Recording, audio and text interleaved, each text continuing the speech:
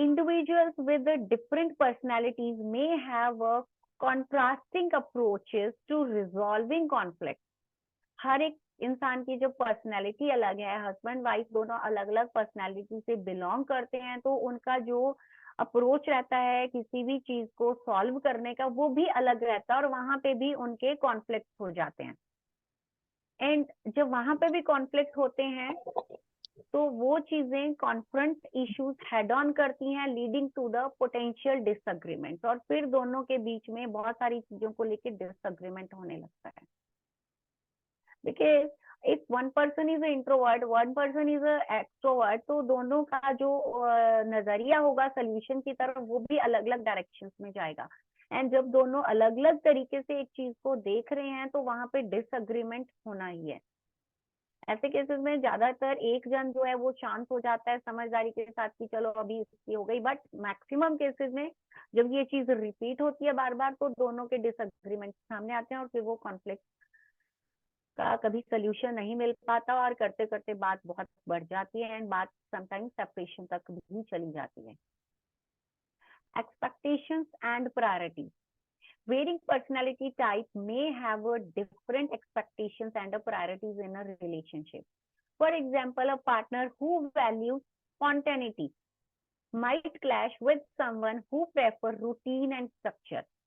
एक पर्सन है जिसकी पर्सनैलिटी है स्पॉन्टेनिटी की, अभी ये प्लान था, चलो इसको छोड़ो ये कर लेते हैं, इसमें ज्यादा हमें फन आने वाला है या ज्यादा हम एंजॉय करेंगे, ये ज्यादा हमें पॉजिटिव रिजल्ट के या सक्सेस की पॉजिटिविटी या पॉसिबिलिटीज ज्यादा हैं। बट जो पर्सन अपने रूटीन के साथ प्यार कर रहा है, उसको अगर रूटीन ब्रेक हो जाएगा तो उसको प्रॉब्लम होगी, तो वो उस चीज को एक्सेप्ट नहीं करेगा। इसको ऐसे समझते हैं एक हस्बैंड वाइफ है एंड ज्यादातर केसेस में जो हस्बैंड है वो उनमें स्पॉन्टेनिटी ज्यादा होती है and wives are more into fix with the routine, because उनके पास वर्क के अलावा और बहुत काम होते हैं करने के लिए। तो अगर कहीं जाने का प्लान है, all of sudden in the Friday evening husband आके बोलता है कि let's go for a weekend vacation और somewhere out for the vacation अभी इसी टाइम, एंड वाइफ को उसमें ना बहुत ज्यादा प्रॉब्लम आएगी कि उसका अच्छा सैटरडे का ये रूटीन बनाया था, संडे का ये रूटीन बनाया था, उसका तो रूटीन खराब हो जाएगा। तो यहाँ पे फिर उनके बीच में क्लैशेस होते हैं। कितने लोगों के बीच में इन चीजों को लेके क्लैशेस होते हैं। Next is emotional expressiveness. Differences in emotional expressiveness can be a challenge. One partner may be more reserved with their feelings, while the other is openly emotional, potential and causing tension. एक जन होता है जिसको emotional needs बहुत ज्यादा है and other partner है वो रिजर्व रहता है, वो खुद के साथ ही अपनी फीलिंग्स को उसको हैंडल करना आता है। Means one partner is emotionally balanced, another is emotionally unbalanced. तो जो इमोशनली बैलेंस्ड है वो अपने इमोशंस को अच्छे से कैच कर सकता है, संभाल सकता है, हैंडल कर सकता है अपनी फीलिंग को। जो इमोशनली अनस्टेबल है उसको इन चीजों को बैलेंस करने में प्रॉब्लम आती है। एंड इन केसेस में ज्यादातर जो हस्बैंड्स होते हैं वो इमोशनली थोड़ा सा बैलेंस रहते हैं, अपनी फीलिंग्स को कॉप अप कर लेते हैं खुद से। Wives are more into emotional intimacy, females are more into emotional intimacy, उनको इमोशनल नीड्स बहुत ज्यादा होती हैं एंड फिर यहाँ पे क्लैश होता है। एंड वाइफ को ये उम्मीद रहती है हस्बैंड मेरे को आके इमोशनली हैंडल करेगा, इमोशनली सपोर्ट करेगा, बट वो कर नहीं पाता और फिर वहां पे क्लैशेस होते हैं। Next is a decision making. Personality differences can affect the decision-making process also. A partner who is more analytic and logical may have a conflict with the partner who makes decision based on the intuitions and emotions. यहाँ पे again husbands are more analytical and logical because उनका brain mapping ही ऐसा है, and wives or females are like more into intuitions and emotions. जहाँ पे उनको कुछ चीज इमोशनली टच कर देती है ना, वो वहां पे उनका जो है झुकाव हो जाता है। जहाँ पे उनको लगता है पॉजिटिविटी आती है, हाँ this thing is very positive for me, ये चीज मेरे को चाहिए थी, ये चीज लेने से मुझे बेनिफिट हो सकता है, तो वो डिसीजन उस बेस पे लेती हैं। जेंट्स डिसीजन लेते हैं बहुत ही लॉजिकली, फैक्ट पे, नंबर्स पे, हर चीज को एनालाइज करके। Next is intimacy and affection.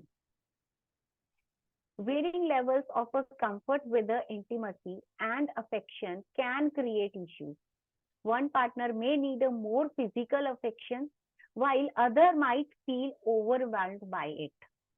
And again, in this category, again, husbands or gents are more into physical affection.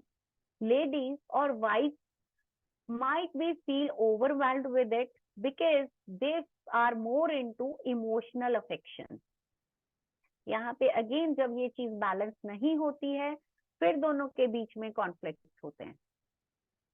Agree with me और not? How many people are agree with me at this point? Next is social preference. Introvert and extrovert couples can struggle with socializing. अब एक जन अगर introvert है, उसको बाहर जाना नहीं अच्छा लगेगा, अनदर इज एक्सट्रोवर्ट, उसको बहुत अच्छा लगेगा पार्टीज करना, फ्रेंड्स के साथ जाना, घूमना फिरना, हर चीज में उसको इंटरेस्ट आएगा।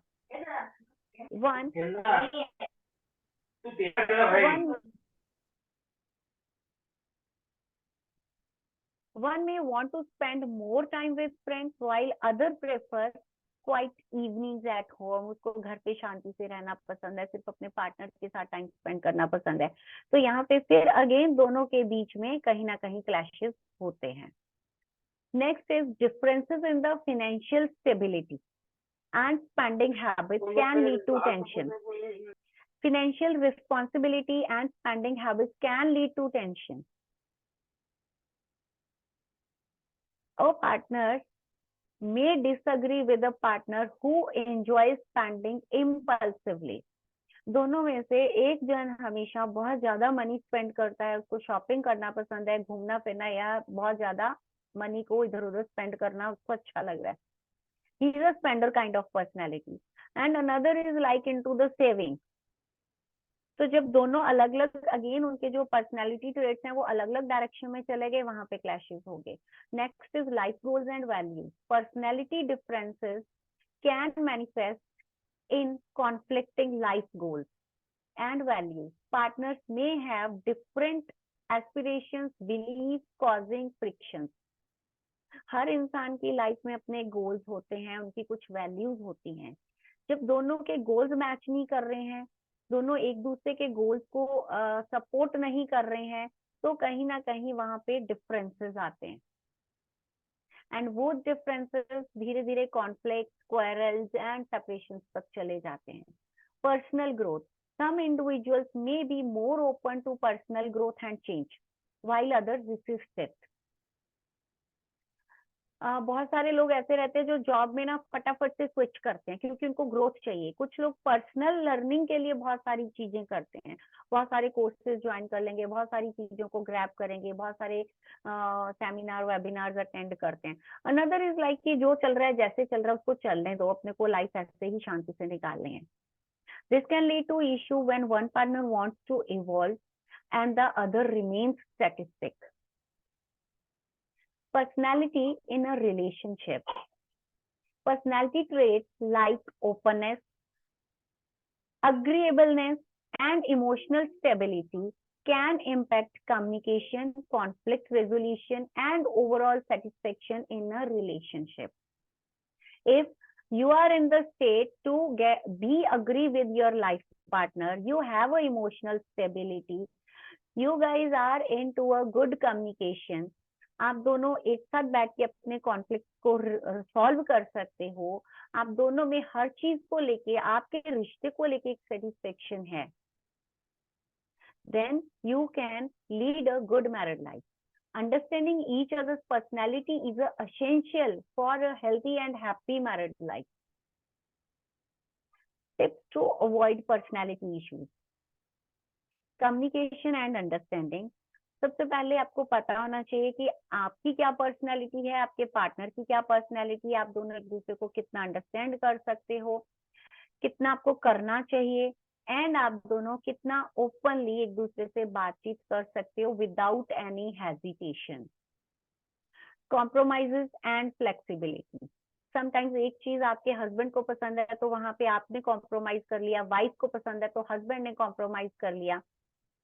एंड आप दोनों कितना फ्लेक्सिबिलिटी से एक दूसरे की चॉइसेस को अडॉप्ट कर रहे हो. Shared goals and values. एक दूसरे के साथ आप कितना अपने गोल्स को शेयर कर रहे हो. Like this is my goal, I want to achieve it. आपका पार्टनर उसको कितना आपको सपोर्ट कर रहा है उस चीज को अचीव करने में. करना चाहिए. अगर आप नहीं कर रहे हैं तो आपको ये हैबिट बिल्ड करनी होगी कि आपको आपका हस्बैंड है चाहे वाइफ है उसको उसके गोल्स को अचीव करने में हेल्प करिए, चाहे वो पर्सनल गोल हो चाहे वो करियर गोल्स हो. Quality time and intimacy. To spend a good time with each other without mobile phones is the thumb rule of a healthy relationship. जब तक आप अपने फोन के साथ बिजी रह के अपने पार्टनर को इंटरेक्ट करेंगे आपका रिलेशन कभी भी ट्रैक पे नहीं आएगा. आपके बीच में emotional, mental, physical, spiritual and psychological intimacy build नहीं होगी जब तक आप आपस में क्वालिटी टाइम स्पेंड नहीं करेंगे. Appreciation and gratitude. Gratitude has a power to change a person. अगर आपने इस हैबिट को अपने अंदर बिल्ड कर लिया आप अपनी लाइफ में मिराकल्स क्रिएट कर सकते हो. ये करने से सिर्फ आपका रिश्ता ही अच्छा नहीं होगा, आपकी ओवरऑल लाइफ में आपको मिराकल्स देखने को मिलेंगे. Continual growth and adaptation. आपको अपनी ग्रोथ की तरफ लगातार काम करना है. अगर आपका पार्टनर अपने ग्रोथ पाथ पे चल रहा है आपको उसको सपोर्ट करना है एंड न्यू अपॉर्चुनिटी को अडेप्ट करते रहना है. Final takeaways are understanding your own personality type is key to finding compatible partners. Opposite may attract, but similarities in our values and interests are more important. जब भी love marriage हो चाहे arrange marriage हो, लोग जब रिश्ता देखते हैं या पसंद करते हैं एक दूसरे को अपना एज अ लाइफ पार्टनर तो वो कुछ चीजों में सिमिलैरिटीज देखते हैं. हम लाइक्स क्या है, डिसलाइक्स क्या है, दोनों को क्या चीजें अच्छी लगती हैं, दोनों का नेचर कैसा है, एंड इन सब चीजों पे एक लुकआउट ओवरऑल लुकआउट किया जाता है. बट अगर ये जो चीजें आज हमने डिस्कस की हैं इनके बेसिस पे आप अपने पार्टनर को अंडरस्टैंड करोगे. आपकी शादी हो चुकी है एंड यहाँ पे at this stage of married life भी आप इन चीजों को बिल्ड कर सकते हो एंड इनको अडेप्ट करके आप अपने पार्टनर की पर्सनैलिटी को अंडरस्टैंड करके अपनी मैरिड लाइफ को और अच्छा कर सकते हो. Communication is a crucial in any relationship but specially when partners have a different personality. अब एक एक्सट्रोवर्ट है एक इंट्रोवर्ट है तो वहां पे कम्युनिकेशन जितना ज्यादा होगा उतना अच्छे से दोनों एक दूसरे को अंडरस्टैंड कर पाएंगे, एक दूसरे की वैल्यू कर पाएंगे, रिस्पेक्ट कर पाएंगे. And finally thank you for exploring the fascinating world of personality and relationship with me.